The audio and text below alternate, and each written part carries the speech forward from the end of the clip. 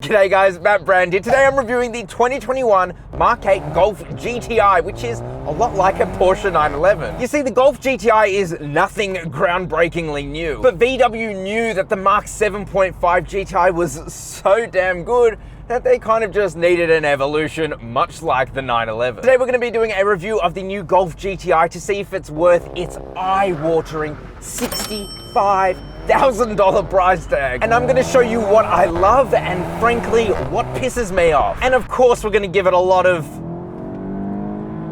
sauce too, because how could I not? It's a GTI. Now, the GTI competes with things like the new i30N, the Renault Megane RS, the Ford Focus ST, and the Toyota GR Yaris, all of which I have driven and are very stiff competition. And if you haven't done so already, I would love it if you could subscribe to the channel and hit that notification bell too, so you could see every time I release an awesome hot hatch review like this. Now, as I said, the GTI is damn expensive. The cheapest you can buy a bare bones GTI here in Australia is just under 60,000 Australian dollars. But this one here is fully optioned. We have the $300 King's Red paint, which admittedly does look very good. We have the $1,500 sound and vision package, which adds these Harman Kardon speakers and also a heads-up display, though to be honest, it doesn't sound that great anyway, but the heads-up display is nice to have. And then there's an eye-watering $3,800 luxury package, which adds these Vienna leather seats that are heated and cooled. The driver's side is also automatic and has memory function. You've also got nicer interior lights apparently, and a panoramic sunroof, though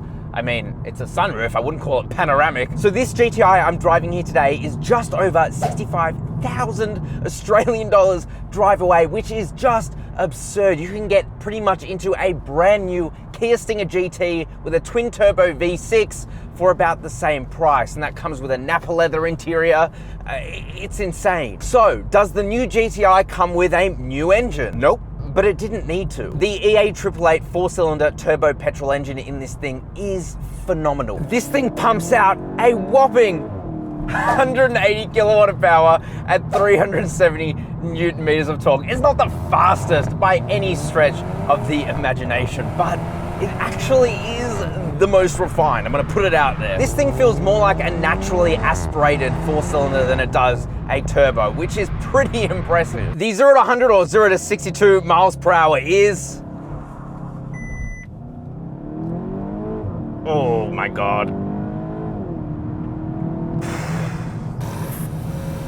It's about 6.4 seconds. So yeah, it's not the fastest hot hatch out there, but it's not far off from being one of. Now, all of that power is sent through a phenomenal 7-speed dual clutch transmission that's just so responsive. It's got so much shove and so much push. Now, this is again not a new transmission by any stretch of the imagination, but it has been so well tuned and so well refined over the years. And so you really do get one of the best combinations of a drivetrain, a fantastic dual clutch and a fantastic engine. So yeah, this thing might be way more expensive than an i30N or a Ford Focus ST, but boy, does it feel more refined. And today I've taken it out to the back roads of Victoria to test it out myself, and let me tell you, this thing is so fantastic in how it drives. Now, of course, being a GTI, this thing is front wheel drive, but you don't get torque steer, you don't get tram lining like you do in so many competitors. You do get a lot of wheel spin and axle tramp, but I blame the tires because this thing is fitted with a mechanically locking, electronically controlled limited slip differential. You know, you just put your foot down even on this wet day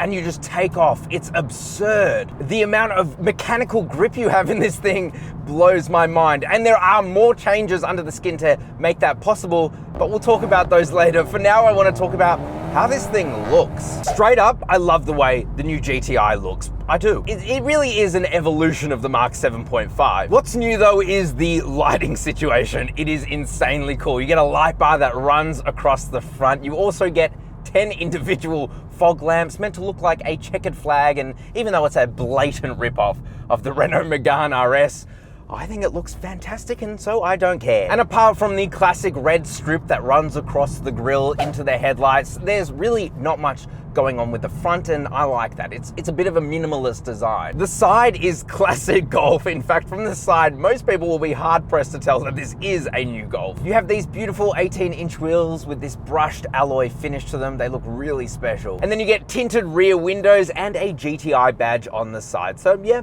fairly nice, nothing spectacular. The rear is beautiful. I really like it. It's not the most exciting out there. I think the taillights are a little bit boring, if I'm being totally honest. But I do love the GTI badge. It's been moved into the middle and I think it looks fantastic. I mean, overall, the Golf GTI, it looks more like an evolution than a revolution, but I'm happy with that because the Mark 7.5 looked fantastic, and I think that this just builds on it subtly. What do you guys think of the new Mk8 GTI? Do you think that it looks better or worse than the Mark 7.5? It's quite controversial, so I'm curious to hear what your thoughts are. All right, now I want to move on to the interior, but let's give it some sauce. My God, this thing is nuts. By the way, for the first time ever, you can actually turn off the traction control, but don't do that. I'm not doing that. Don't do it, because you might actually lose this thing. All right, let's start with the overall look, layout, and feel, because really the interior is where like all of the changes have happened. I actually think it's very nice within here, and I understand what they've done. I don't necessarily agree with all of it. I do like the look. You get soft touch materials absolutely everywhere, just like before. I like the little hexagonal pattern you get onto the dash. And yeah, it's just a really neat and tidy look. And to be honest, it feels really special. I'm not sure if it's $65,000 special, but it feels special. Ergonomics and practicality, as you would expect for a Golf, are fantastic. You have this big center area here, but you can put out this invisible cup holder up front and you have a large cup holder in the back, or you can just have it as storage space, whatever you want. I love that. You get absolutely enormous door bins, huge. They are felt lined, of course, to stop things from rattling around, and you could fit like a 3-liter bottle into there. They're huge. The center armrest, not the biggest out there. It does slide and tilt though, so that's fantastic. Really easy to get into a comfortable position, and it feels great too, very soft. Then up front, you get a wireless charger, or you can hide it and have like a little shelf up top. So again, very good in terms of practicality. In terms of I/O, 2 USB-Cs up front, you get a 12-volt socket here, and you also get 2 USB-Cs in the back. So plenty of ways to charge devices. I have the opportunity to put my foot down. I'm gonna take it. Phenomenal. Now, as I said, this has the luxury package, so we get these Vienna leather sport seat things, and yeah, they're really good. I don't deny that, but to be honest, I think the best thing to do is just to go for the standard tartan cloth seats, which look pretty much the same, and although are manually adjusting, pretty much just as good. Nonetheless, they feel fantastic. I like that they're heated and they're cooled, even though you have to do it through the stupid infotainment display. Oh, just accidentally hit the buttons on the steering wheel. I somehow turned on the heated steering wheel and the radio at the same time. No idea how. And yeah, these seats look fantastic. They feel great. I feel really supported in them, so I've got no complaints except for the price. That's it. The steering wheel is one of the best out there, except for the stupid capacitive buttons on them. And then only stupid because you accidentally press them, or they don't register your presses because, you know, they're touch sensitive. And also they're covered in gloss black. Why? My fingers are greasy, they're gross, and it just makes this thing greasy and gross. Yuck. Anyway, apart from that, it's phenomenal. It feels great in the hands. The leather is so nice. You get this like perforated feel to them. Of course, it's got the classic golf ball feel. It is D-shaped. You get the GTI badge on it, and it is just so good to grab onto. You do get these crappy little shifting paddles here, but better than nothing. Oh man, the toots on this thing. Ugh! Here's another bit of a mixed bag for you, the InnoVision cockpit. You get two 10.25-inch digital instrument clusters. It is the next trend in automotive cars.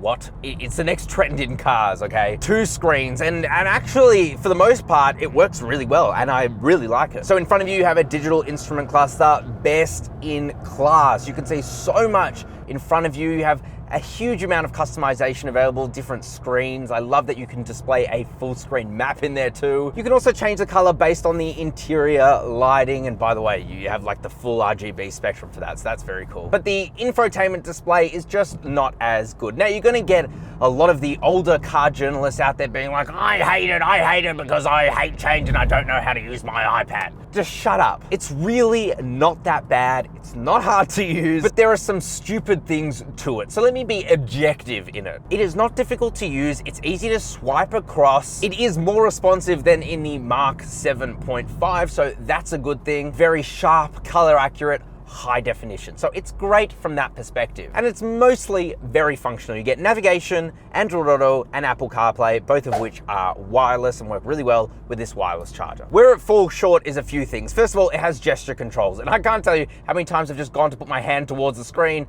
and then it's done something like move the screen across to the side. I don't like that. The other thing is that there's no physical buttons to control the screen. Again, everything is on gloss plastic, and I wouldn't really care about that if it wasn't for the fact that it doesn't light up. So at nighttime, it's really difficult to know if you're putting up the volume or the temperature. You kind of just have to touch it, and that can be distracting. I mean, that's just stupid design. The other thing is that the air conditioning controls are buried within this screen. Now, for most people, you're just gonna keep it on auto anyway and adjust the temperature. But if you wanna change, for example, your seats, you have to click the menu and then click more buttons. It's silly. It's silly because there's also no haptic feedback when you click the screen. Maybe that's an option, I don't know, I don't care.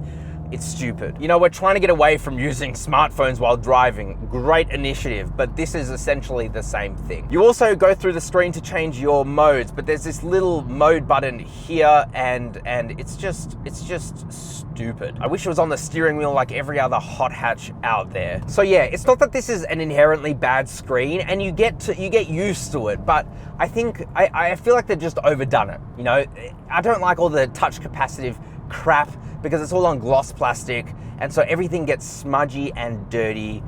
It's not cool, man, but it's also okay, you know? You get used to it very quickly. Ooh, a few pops and cracks.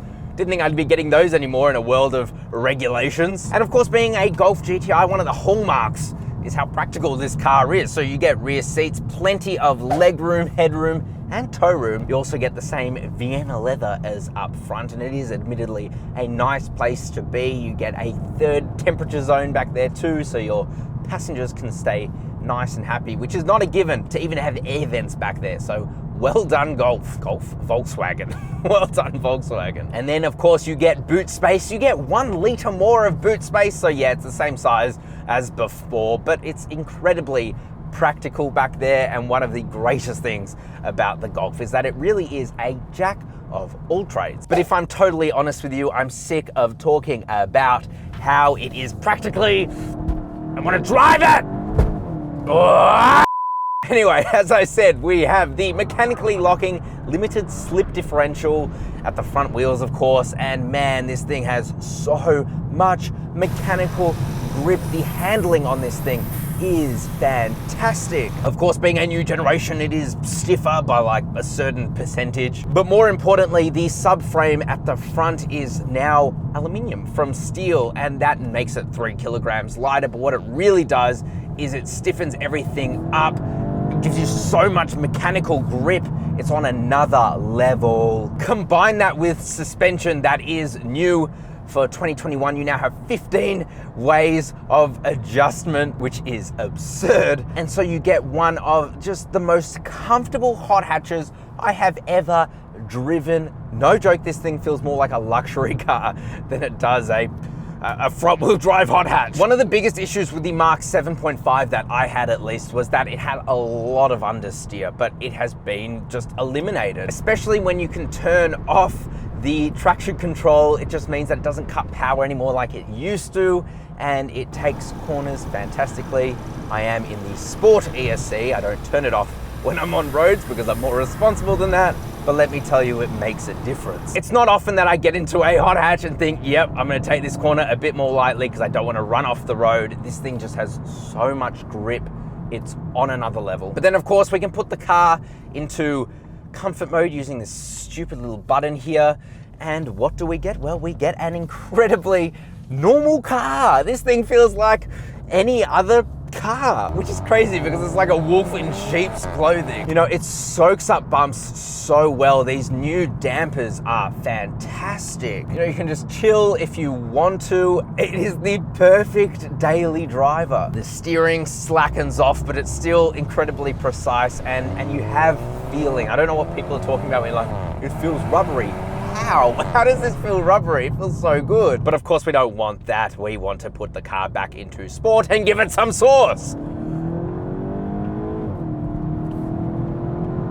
Oh, beautiful. Again, not the fastest, but it doesn't need to be because it's so refined. And the way this thing grips with the limited slip differential is on another level, man. This thing is on another level. As I said, you have just so much mechanical grip, not even controlled by electronics, that is just super impressive. The other things you should probably know is fuel economy is amazing. Right now, despite driving like an idiot and launch controlling it a few times, I'm getting 8.8 liters per 100 kilometers. Nuts. And road noise is okay. It's not the most insulating experience. It's fine. So should you buy a Mk8 Golf GTI? The GTI is absolutely fantastic. It drives incredibly well. Not the fastest, but I would say it's probably still the best all-rounder. I think it looks fantastic too. Not boy racery, just right. And the interior for the most part is very good, though there are some things that you know, they piss me off. Like the stupid air conditioning controls being in the display makes things more dangerous.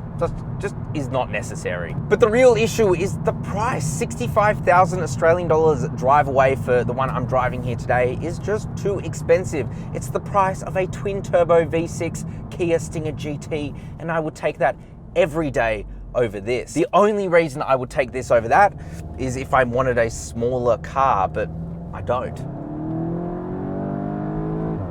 So yeah, if you want something that's a bit understated but still does everything fantastically well, great. The Golf GTI is for you, but be prepared to spend for it. Let me know what you guys think in the comment section below. Would you buy a new Golf GTI? Is it just too expensive? Again, subscribe to the channel if you are new. I'd love to have you around, and hit that notification bell too. Of course, like the video and share it with your friends. It helps the channel a lot. And click over there to see one of my other car reviews. They're well worth. Thank you guys very much for watching, and I'll see you next week.